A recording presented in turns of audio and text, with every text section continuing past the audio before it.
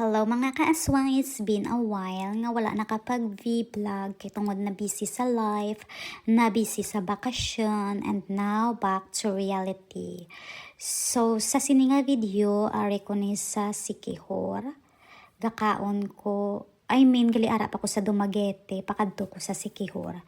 So gakaon ko sa cup noodles, kay aga pa ko nagmata, wala ako kapamahaw, nakabatsyag ko gutom. So after 1 hour, nag-abot na ko sa Siquijor. Tubig pa lang sa pier, baw perte nakatinaw-tinaw, makita mo ang isda nga galangoy-langoy. So may nagsugat sa akon sa pier nga mga taga-resort. Pagkatapos feeling ko VIP ko, kaya ako lang isa sa van. Wow, sana all VIP. So ang kalayoon gali sang pier pakadto sa resort nga stayhan ko is 20 minutes. So amo ni siyang akon nga room. Pagkatapos may balcony ako. Pagkatapos ang akon nga view is swimming pool. So sa diri gali nga resort may 3 sila ka swimming pool. May Olympic swimming pool, may spa swimming pool, kag isa wala ko kabalo kung ano ang pangalan.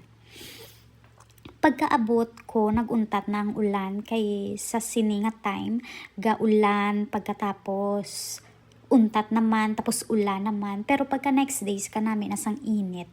So mga 5 days ko di gali nagstay sa amuni nga resort. So kanami siya nga resort, malingaw ka, hindi ka maboard kay tungod kadamo sa ilang facilities, may gym sila.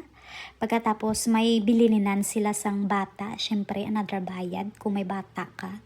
Bilin mo dang bata mo kag ikaw maglangoy-langoy ka kung gusto mo.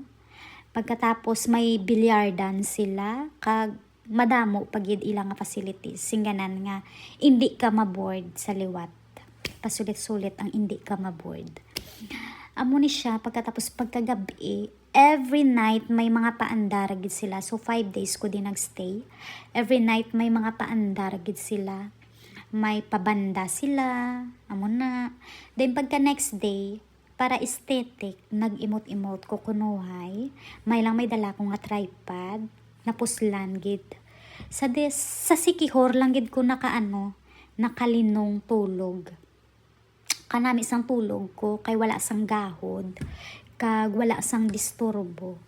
Wow. Pagkatapos ang ilang nga beach kanami kay wala mayo tawo, hindi crowded, hindi pareho sa Boracay. So another emote para aesthetic. Char. Lakat-lakat si madam. Si madam nga wala kwarta. Balikid sa wala.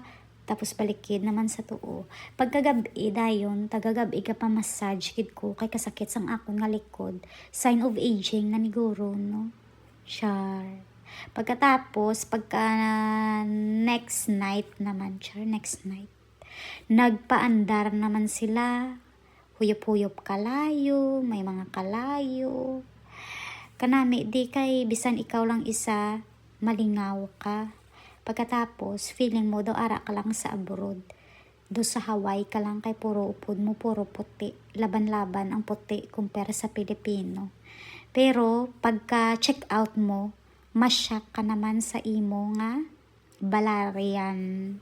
Kaya ang presyo do ara ka man sa abroad. Hi, diri lang asta sa liwat. Bye!